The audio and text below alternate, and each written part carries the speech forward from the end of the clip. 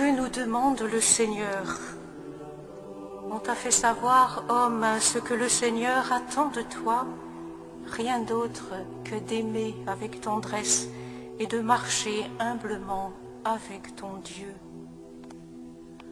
En ce deuxième jour de la semaine de prière pour l'unité des chrétiens, nous voici conviés, frères et sœurs de toute confession chrétienne, disciples du Christ, à sortir avec lui pour le rejoindre là où lui-même est touché, là où la misère humaine fait frémir ses entrailles de tendresse. Il y a 2 jours, dans la liturgie de l'Église latine, nous méditions l'évangile de la guérison d'un lépreux en Saint Marc. L'évangéliste, si sobre dans son réalisme, rend présente en quelques versets la rencontre de Jésus avec l'intouchable. Jésus fut touché et il toucha. Le premier, il est sorti, lui, l'envoyé du Père, baptisé au Jourdain, tenté au désert, entouré des premiers disciples.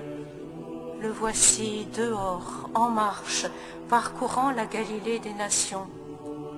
Tout le monde te cherche, lui disaient Pierre et ses compagnons. Allons ailleurs, leur dit-il, afin que là-bas aussi je proclame la bonne nouvelle. Car c'est pour cela que je suis sorti. C'est alors qu'un lépreux surgit, suppliant et tombant à ses genoux. Si tu le veux, tu peux me guérir. À cet instant, quelque chose d'inattendu, d'apparemment imprévisible, s'empare de Jésus. Il est littéralement pris aux entrailles, bouleversé intérieurement, comme il le sera devant les foules affamées de pain et de paroles, comme il le sera devant les aveugles de Jéricho.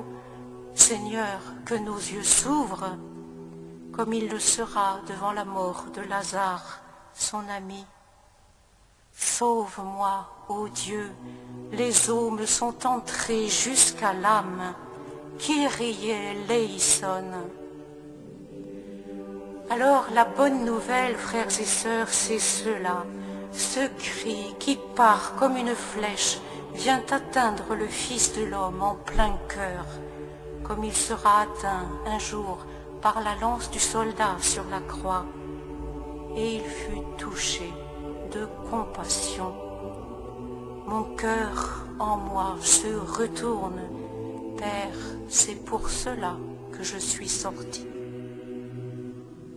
Une théologienne protestante, Lita Basset, écrit avec profondeur: il peut paraître étonnant que dans les évangiles, Jésus seul soit ému aux entrailles, comme s'il fallait souligner l'origine divine d'une telle expérience. Il ne s'agit pas du simple élan du cœur sensible, mais de quelque chose de beaucoup plus inattendu. On pourrait en parler comme d'une déchirure qui élargit le cœur, ou d'une communion inexplicable dans la vulnérabilité, même lorsque l'autre n'en sait rien.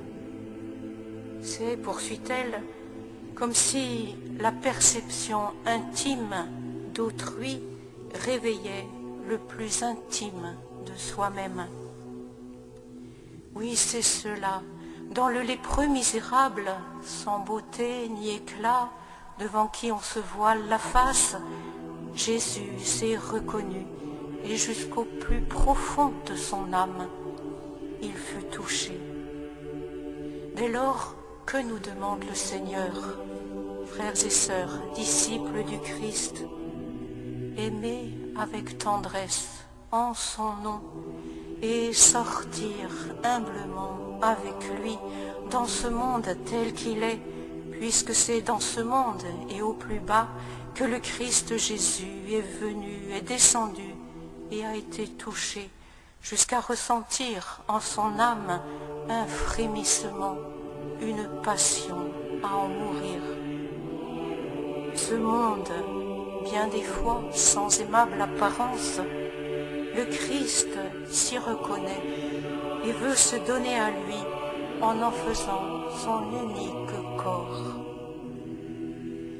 Mère Marie Skobtsov, moniale orthodoxe, morte dans les chambres à gaz à Ravensbrück pour avoir sauvé des Juifs, n'avait, comme elle aimait le rappeler, d'autres monastères que le désert des cœurs humains. Elle interrogeait avec sa belle franchise le Christ qui a donné sa chair et son sang en nourriture au monde, qui a élevé son corps sur la croix entre deux larrons. Nous a-t-il enseigné à bâtir des murs intérieurs pour nous séparer du monde? Si nous pouvions croire que dans chaque homme, chaque personne, même dans la profondeur de la déchéance humaine, c'est le Christ lui-même qui s'adresse à nous. Et un peu malicieuse, volontiers anticonformiste, comme savent l'être les saints, elle poursuit: on parle volontiers de donner à toute la vie une dimension ecclésiale. Cela signifie-t-il qu'il faut être à tous les offices religieux, ou mettre dans chaque pièce une icône et allumer une veilleuse?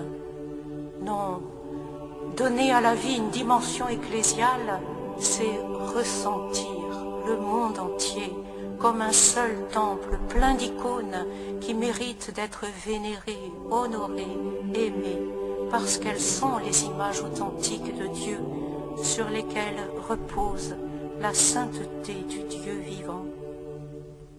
Et enjouée, Mère Marie conclut: le christianisme, c'est la joie de Pâques, la collaboration avec Dieu, c'est être pénétré de l'authentique frémissement de la relation avec lui, accessible aussi dans la relation authentique avec autrui. Dans les fourrés du paradis, envahis depuis des siècles par les mauvaises herbes du péché et les ronces de notre vie sèche et sans amour, dit-elle, le christianisme nous ordonne dessoucher, labourer, sarcler, semer et récolter. Là où il n'y a pas d'amour, sème de l'amour, et tu récolteras de l'amour, disait Saint Jean de la Croix. Frères et sœurs en Christ, en priant pour l'unité des croyants au jardin de sa passion, Jésus disait: Père, je veux que là où je suis, eux aussi soient avec moi. Alors, si tout homme est le visage de son visage, icône et tabernacle de sa présence, eh bien, sortons pour aller à sa rencontre et nous contemplerons la gloire du Père et du Fils et du Saint-Esprit.